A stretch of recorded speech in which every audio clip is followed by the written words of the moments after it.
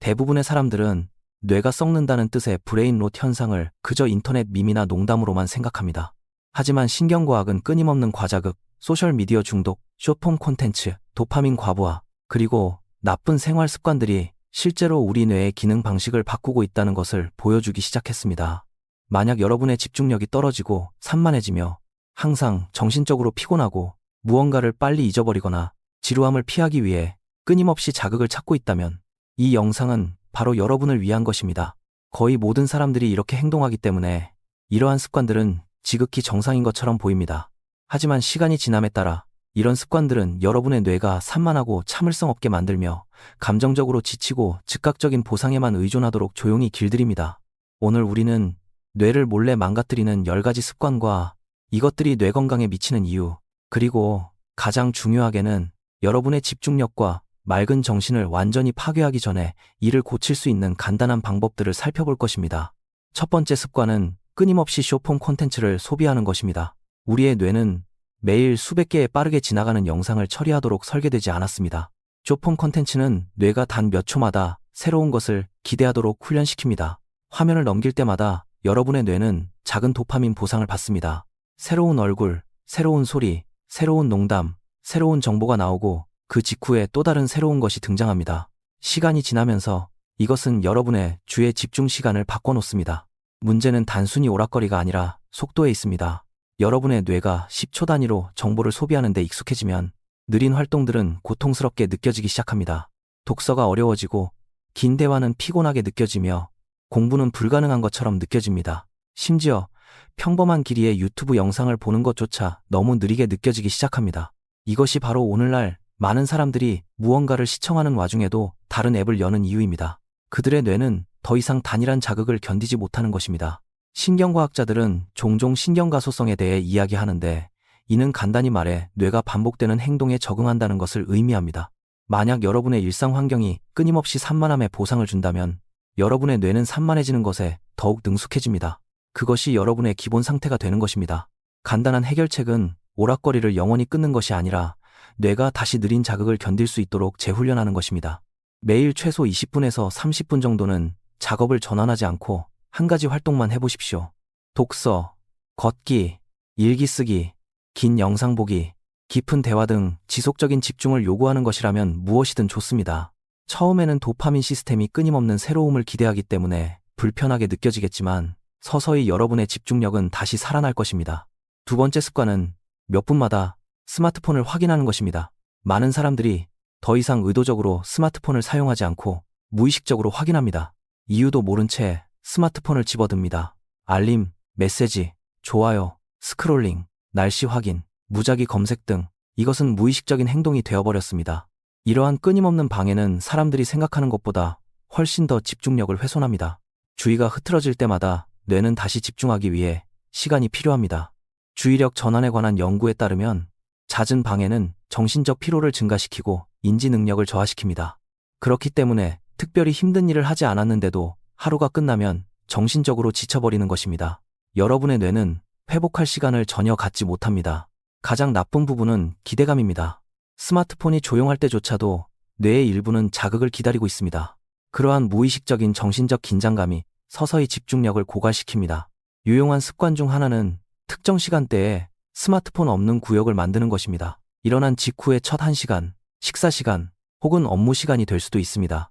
스마트폰이 나빠서가 아니라 여러분의 뇌가 제대로 기능하려면 방해받지 않는 집중의 시간이 필요하기 때문입니다.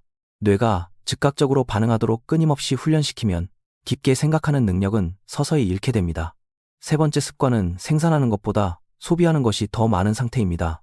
대부분의 사람들은 정보를 소비하는데 몇 시간을 쓰지만 그것을 처리하거나 사용하는 데는 거의 시간을 쓰지 않습니다. 생산성 영상을 보고 명언을 읽고 팟캐스트를 듣고 게시물을 저장하고 20개의 탭을 열어두지만 실제 행동은 거의 하지 않습니다. 뇌는 정보를 적극적으로 사용할 때 더 잘 기억합니다. 수동적인 소비는 실제로는 이해하지 못했으면서도 학습했다는 착각을 불러일으킵니다.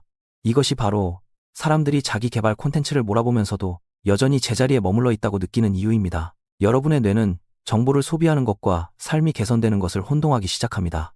이것이 영상을 그만 보거나 지식 습득을 피해야 한다는 뜻은 아닙니다. 문제는 배우는 것이 아니라 적용 없이 끝없이 받아들이기만 하는 것입니다. 여러분의 뇌는 실생활에서 정보를 사용할 때 실제로 더 자극받고 활성화됩니다.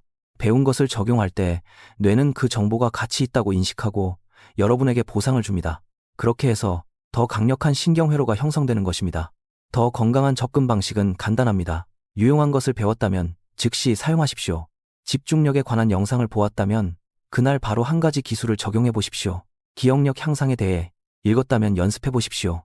도파민 디톡스에 대해 배웠다면 방해 요소 하나를 제거해 보십시오. 작은 행동조차도 중요한데 적용하는 과정 자체가 뇌에게 이 정보가 중요하다고 말해주기 때문입니다. 여러분의 뇌는 끝없는 입력이 아니라 행동을 통해 신경 경로를 강화합니다. 사용되지 않는 지식은 서서히 정신적인 쓰레기가 되어 버립니다. 네 번째 습관은 매일 밤 너무 늦게 자는 것입니다. 수면 부족은 뇌 기능의 거의 모든 부분에 영향을 미칩니다. 기억력, 감정 조절, 집중력, 의사결정, 학습 능력, 기분, 에너지 수준, 충동 조절 등 모든 것이 수면의 질에 크게 의존합니다. 하지만 현대의 습관들은 끊임없이 수면을 파괴합니다. 늦은 밤에 스마트폰 스크롤링, 밝은 화면, 취침 전에 과자극, 무작위 영상들, 알림 게임, 끝없는 웹서핑 등이 그것입니다. 뇌는 대사 노폐물을 치우고 기억을 제대로 통합하기 위해 꾸준한 수면이 필요합니다. 수면이 부족하면 브레인 포그 현상이 증가하고 맑은 정신이 극적으로 감소합니다. 많은 사람들이 자신이 게으르거나 동기가 부족하다고 생각하지만 실제로는 그저 뇌가 지쳐 있을 뿐입니다. 하루 늦게 자는 것은 심각해 보이지 않을 수 있지만 반복적인 수면 부족은 서서히 인지 능력을 손상시킵니다. 간단한 개선 방법은 수면 전 화면 노출을 줄이는 것입니다. 잠들기 전 단 30분만 스마트폰을 멀리해도 수면의 질이 눈에 띄게 좋아질 수 있습니다. 휴식을 취하기 전 여러분의 뇌에 필요한 것은 끊임없는 자극이 아니라 어둠과 차분함입니다. 다섯 번째 습관은 결코 지루함을 허락하지 않는 것입니다. 이상하게 들리겠지만 지루함은 실제로 뇌에 유익합니다. 오늘날의 문제는 사람들이 지루함을 즉각적으로 회피한다는 것입니다. 줄을 설 때도 스마트폰, 가만히 앉아 있을 때도 스마트폰, 밥 먹을 때는 영상, 걸을 때는 음악, 화장실에서는 스크롤링을 합니다. 뇌는 더 이상 고요함을 경험하지 못합니다. 하지만 지루한 순간은 더 깊은 생각과 내면의 정보 처리를 활성화하기 때문에 중요합니다. 뇌가 마침내 아이디어들을 연결할 공간을 갖게 되기 때문에 많은 창의적인 통찰력은 자극이 적은 순간에 일어납니다. 끊임없는 자극은 그 과정을 차단합니다. 이제 사람들은 도파민 시스템이 과도하게 자극받았기 때문에 지루함을 두려워합니다. 고요함이 불편하게 느껴지는 것입니다. 하지만 만약 여러분의 뇌가 고요함을 견디지 못한다면 그것은 경고 신호입니다. 매일 짧은 시간이라도 자극 없이 보내는 연습을 해보십시오. 음악도, 영상도, 스크롤링도 없이 말입니다. 처음에는 마음이 불안하게 느껴질 것입니다. 그러다 점차 여러분의 생각은 더 명확해질 것입니다. 뇌가 매 순간 외부 자극에 의존하는 것을 멈추기 때문에 집중력도 향상됩니다. 여섯 번째 습관은 하루 종일 멀티태스킹을 하는 것입니다.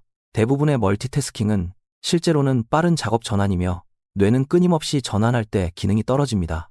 공부하면서 영상을 보고, 일하면서 메시지에 답장하고, 밥 먹으면서 화면을 넘기고, 이메일을 확인하며 팟캐스트를 듣습니다. 뇌는 결코 한 가지 일에 완전히 몰입하지 못합니다.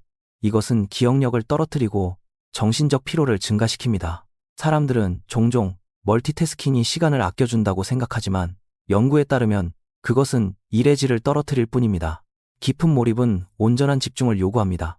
주의력이 반복적으로 조각나면 생각은 얕아집니다. 이것이 많은 사람들이 항상 정신이 산만하다고 느끼는 한 가지 이유입니다. 한 가지 간단한 해결책은 한 번에 한 가지 작업만 하는 시간을 갖는 것입니다.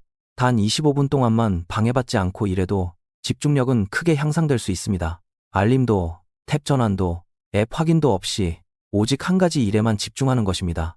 여러분의 뇌는 주의를 어디로 향해야 하는지 정확히 알 때 훨씬 더 뛰어난 능력을 발휘합니다. 일곱 번째 습관은 부정적인 콘텐츠를 끊임없이 찾아보는 둠스크롤링입니다. 우리의 뇌는 생존 시스템이 위협을 빠르게 감지하도록 진화했기 때문에 부정적인 정보에 더 강하게 집중합니다.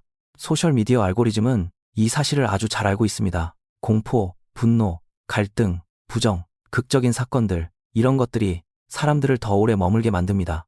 하지만 부정적인 콘텐츠에 지속적으로 노출되는 것은 감정 건강에 심각한 영향을 미칩니다. 여러분의 신경계는 전 세계의 위기, 논쟁, 나쁜 소식, 그리고 감정적인 자극을 매일 쉬지 않고 흡수하도록 설계되지 않았습니다. 시간이 지나면서 이것은 스트레스와 불안 수준을 높입니다. 사람들은 감정적으로 지치게 만드는 콘텐츠를 몇 시간 동안 소비한 후 자신의 기분이 얼마나 달라졌는지 종종 알아차리지 못합니다. 여러분의 뇌를 보호한다는 것은 곧 여러분의 정신적 환경을 보호한다는 뜻이기도 합니다. 현실을 외면하라는 뜻이 아니라 노출을 통제하라는 뜻입니다. 만약 특정 콘텐츠가 지속적으로 여러분을 정신적으로 지치고 불안하고 분노하거나 절망스럽게 만든다면 그것을 줄이십시오. 여러분의 뇌는 여러분이 반복해서 제공하는 것을 그대로 흡수합니다. 8번째 습관은 무언가를 보면서 밥을 먹는 것입니다. 이제 많은 사람들은 자극 없이는 밥을 먹지 못합니다. 그들은 식사 중에 유튜브, 넷플릭스, 숏폼, 스크롤링 또는 어떤 영상이든 필요로 합니다. 이러한 습관은 마음 챙김과 주의력 통제 능력을 약화시킵니다. 뇌는 먹는 것과 오락을 결합하도록 조건화됩니다. 시간이 지나면 식사 중에 침묵이 불편하게 느껴집니다. 이러한 끊임없는 결합은 또한 배고픔과 배부름 신호에 대한 인지를 떨어뜨립니다. 단순한 활동들이 자극 없이는 불가능해지는 것입니다. 그러한 의존성은 서서히 다른 영역의 집중력에도 영향을 미칩니다. 매일 한 끼는 화면 없이 식사해 보십시오. 사소해 보이지만 이것은 끊임없는 도파민 입력 없이 평범한 일상을 견디도록 뇌를 재훈련시킵니다. 반복되는 행동이 시간이 지나면서 뇌를 형성하기 때문에 작은 습관들이 중요한 것입니다. 9번째 습관은 야외에서 시간을 보내지 않는 것입니다. 인간의 뇌는 환경에 강하게 반응합니다. 자연광, 움직임, 야외 활동, 신체 활동 등은 모두 정신 건강과 인지 능력에 영향을 줍니다. 하지만 많은 사람들이 하루의 대부분을 실내에서 화면만 쳐다보며 보냅니다. 이것은 기분, 수면의 질, 에너지 수준, 그리고 주의 집중 시간에 영향을 미칩니다. 짧은 산책조차도 혈류를 개선하고 정신적 피로를 줄여줍니다. 움직임은 또한 디지털 자극에만 전적으로 의존하는 대신 도파민을 자연스럽게 조절하도록 돕습니다. 극단적인 운동 계획이 필요한 것은 아닙니다. 매일 20분만 야외에 있어도 사람들이 생각하는 것보다 훨씬 더 큰 도움이 됩니다. 때로는 뇌에 더 많은 정보가 필요하지 않습니다. 오히려 자극을 줄이고 더 많은 회복 시간을 가져야 합니다. 10번째 습관은 뇌를 전혀 쉬지 못하게 하는 것입니다. 많은 사람들이 눈을 뜨는 순간부터 잠드는 순간까지 정신적으로 활동 상태에 있습니다. 콘텐츠, 알림, 음악, 팟캐스트, 대화, 스크롤링, 배경소음 등 말입니다. 뇌는 결코 온전히 쉬지 못합니다. 이제는 휴식조차도 자극을 포함하는 경우가 많습니다. 하지만 인지 건강을 위해서는 회복이 필수적입니다. 회복 없이는 주의력이 떨어지고 기억력이 약해지며 정신적 피로가 증가합니다.